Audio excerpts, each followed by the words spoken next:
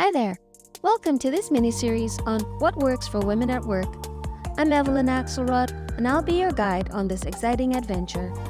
By day, I'm the VP of the Career Foundation, an innovative nonprofit organization driving inclusive employment across Canada. Personally, I'm interested in exploring a little more about what works for women like us so we can scale learnings and accelerate gender parity. I'm all about solutions, so join me on this year-long journey and get ready to hear inspiring stories, practical lessons, and powerful mindset shifts that will create leadership transformation. Let's get started.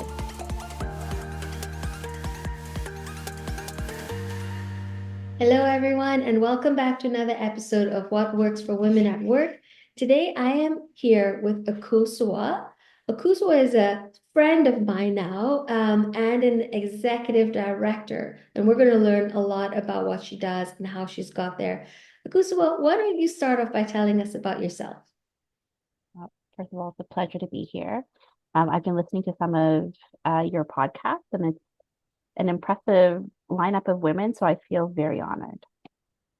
But for everyone else that's going to be joining us, my name is Akosua Alagaratnam. I am the executive director for First Work. We are a membership organization that represents over 100 employment service providers in the space. And apart from that, I am a proud dog mom to a husky lab, Oliver.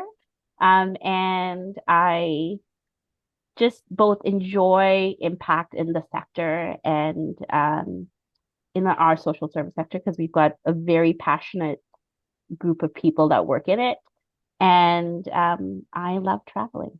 But I am always babysitting puppies. Yeah. I'm happy to have a husky over anytime. Wow. I'm glad. Awesome, awesome. So First Work is a distinguished organization over 30 years. The association, Ontario's Association of Youth Employment Services. And so that's quite an organization, a huge impact, not just in Ontario, but across the country. How did you come to step up to that plate? I mean, that's a beautiful question. I think I will say started out as a mat leave position, right? And I joined an organization at the time. Had just from my background, I was in public affairs, partly for the government and then outside of it as well. So really understanding that government landscape, how transfer payments generally work, what do line ministries deliver, right? From that perspective. And then I've always had a passion for impact and like purpose driven work.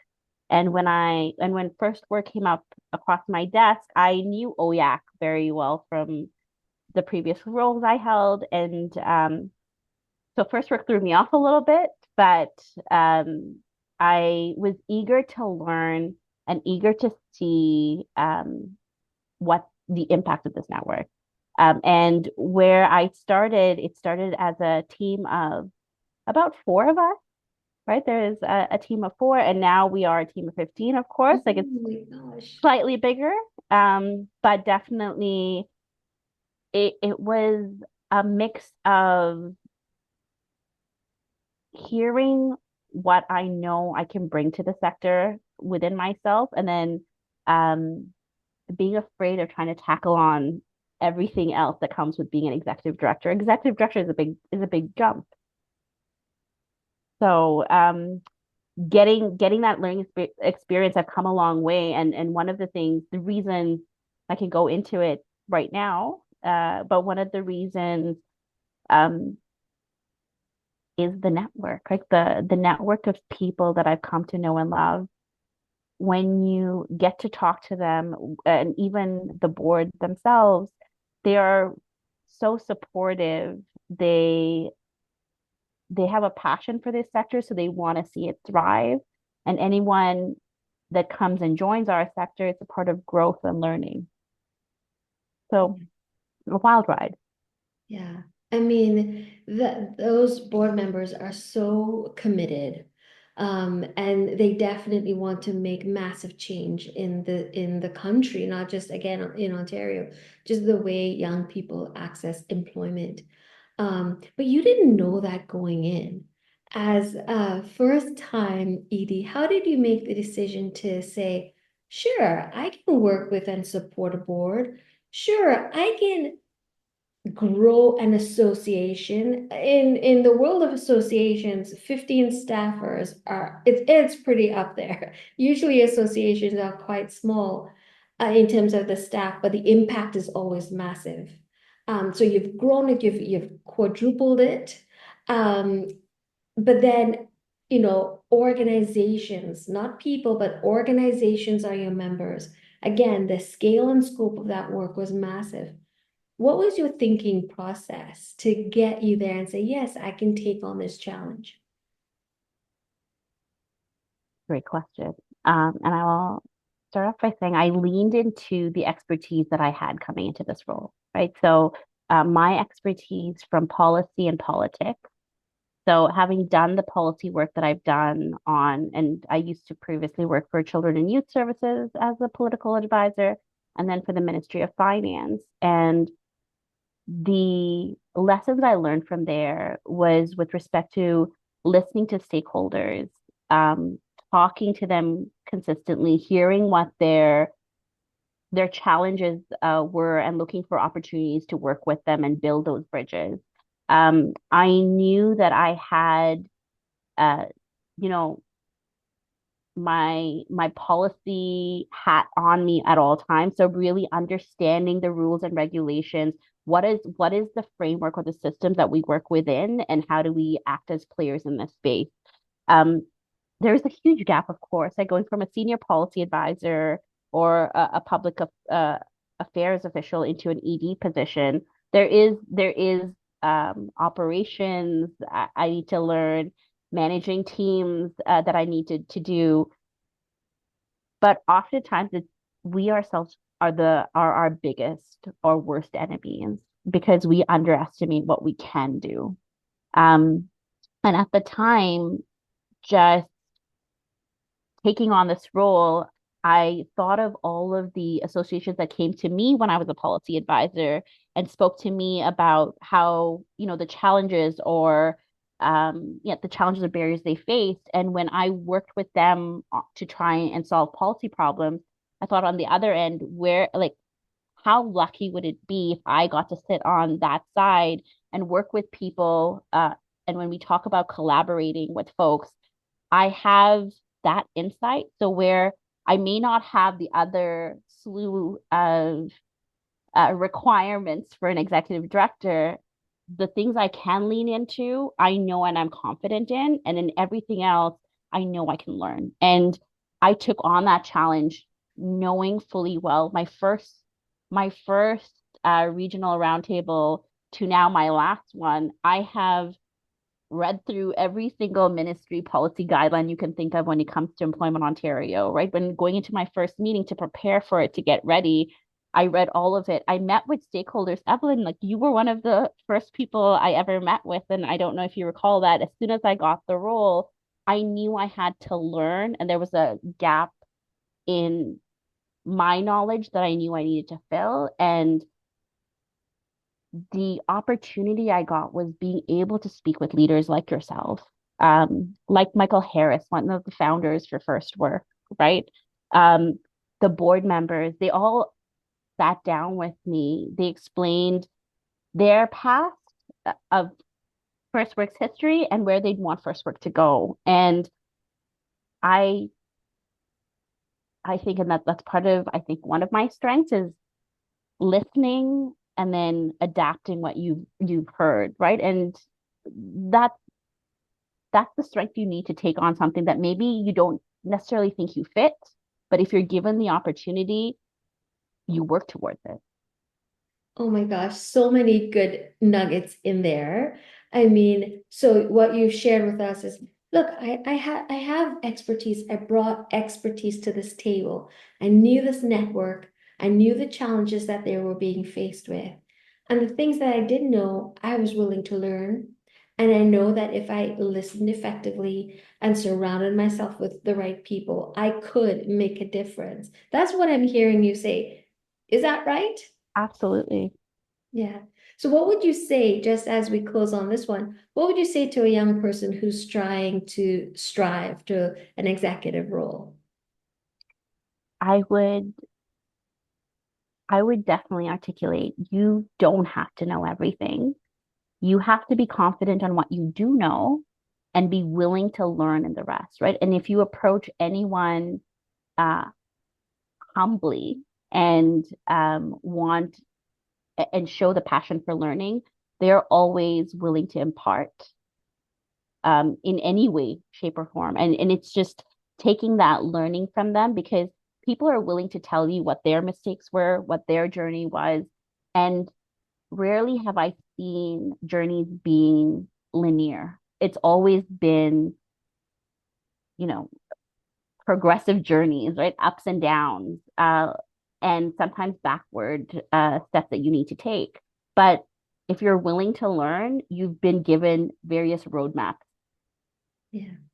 Yeah, so take Absolutely. it. And that passion comes through really clearly with you. And so I'm sure people are willing to support you along the way. But really, like young women out there, don't wait for the 100%ers on those job postings.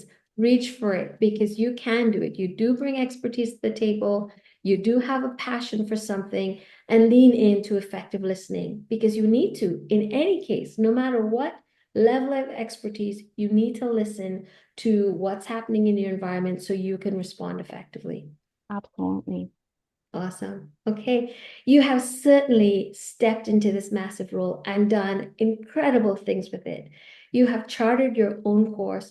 What was important about that for you? Um, it's a great question. Like the one thing I will say is at the heart of charting my own course is always being purpose driven.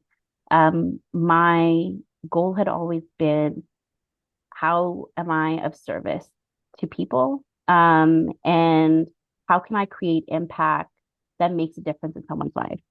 And for this sector, I came into it thinking if if I only have 1 year, if it's a mat leave position, what am I leaving this organization with?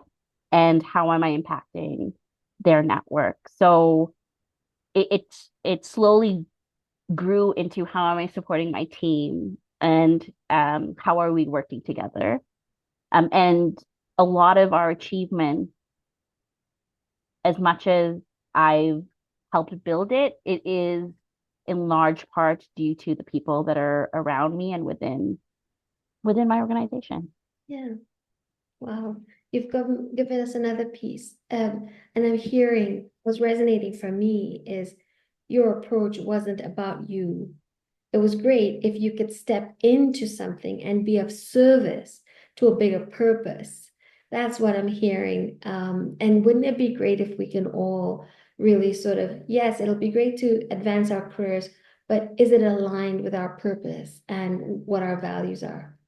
And I wholly agree. And I think oftentimes it's easy to get dissuaded by the achievements that we want to reach.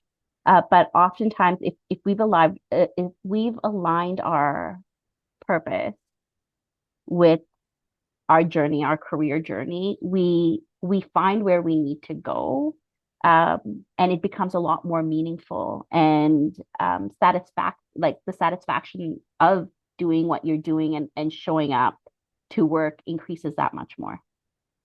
Oh my gosh, you're just inspiring my heart. It's so filled. It's so filled right now. Thank you. So Kuswa, we hear all the time that it's lonely at the top.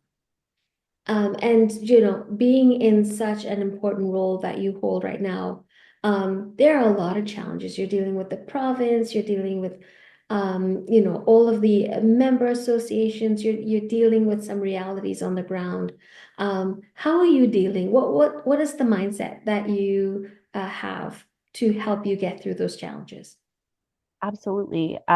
So really acknowledging where we're coming from. So being in a sector that's often underfunded, undervalued, not always at the table when you speak to government.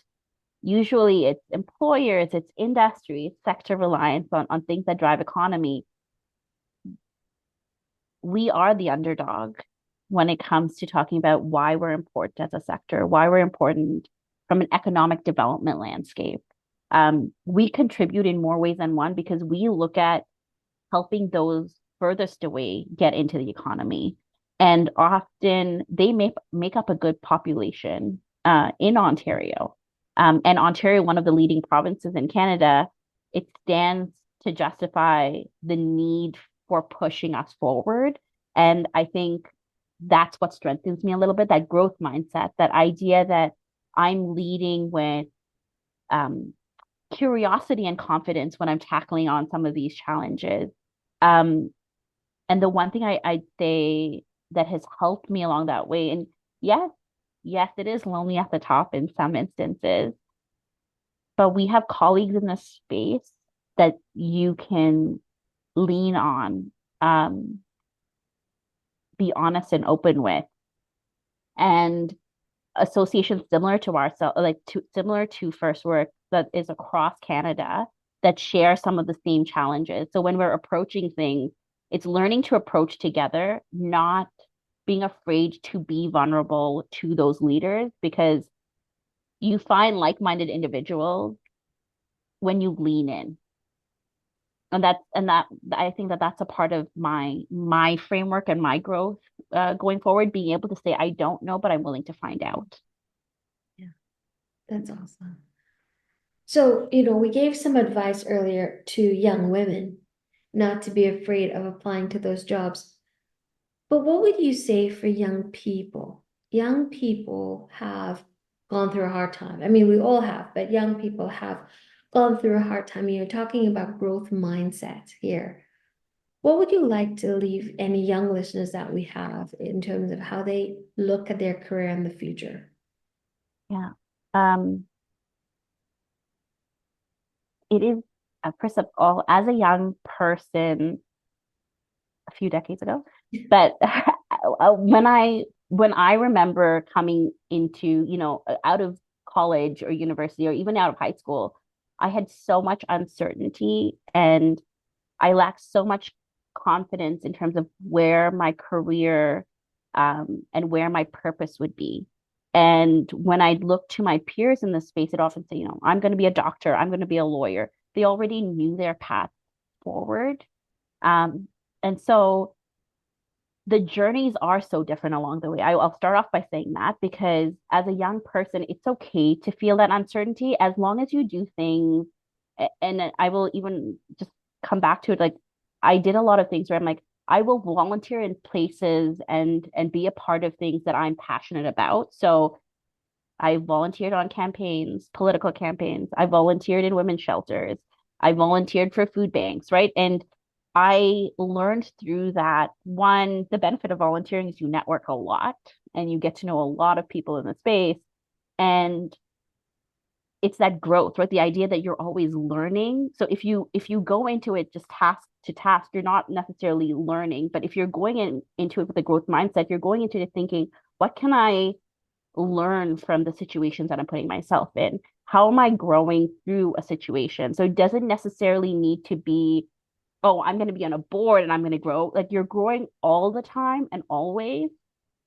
And there's comfort in knowing that you may not know your end goal, but as long as you're doing things you enjoy along the way and learning along the way, you take that experiences with you to any job you you eventually get into. Mm. Yeah, one of the things that came up for me when you said that was we're always learning. That's just we are, no matter where we're at, we're always learning. But the reflection on that learning doesn't always happen. So therefore, we don't appreciate that we've developed some new knowledge, some new skill sets.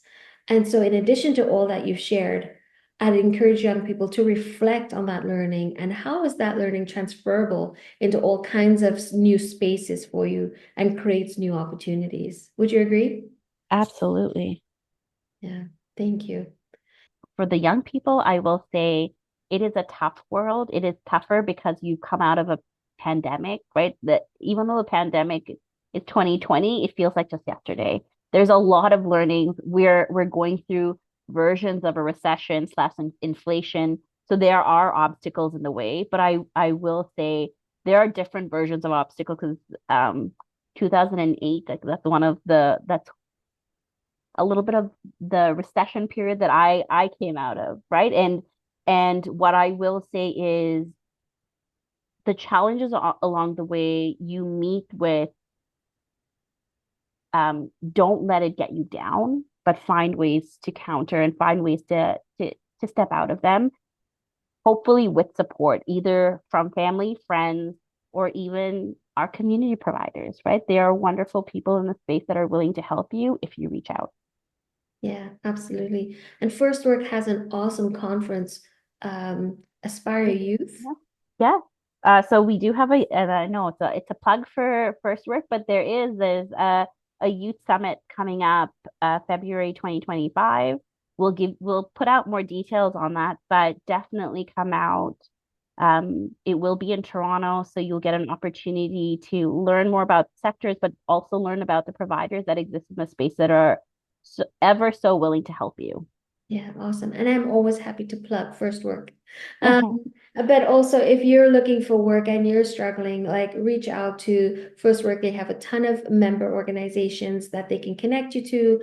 One of them is the Career Foundation, which you know I work for. And so we're always happy to help young people as they go through their career journey. So as we come to the end, I'm excited to know how did you get so smart? What's your learning? What are you listening to, reading? Tell us more. I mean, I will say I think that this is probably on most young leaders' lists, but The Dare to Lead by Brene Brown, that was one of the first books I had picked up initially when I was like, oh, I need to understand how I can keep going because I'm an introvert. I'm, you know, the person that often likes to be in the back. I will do the work and I don't necessarily need to be up at the front. So how do I take on a leadership role? Like that was one of the things that led me forward.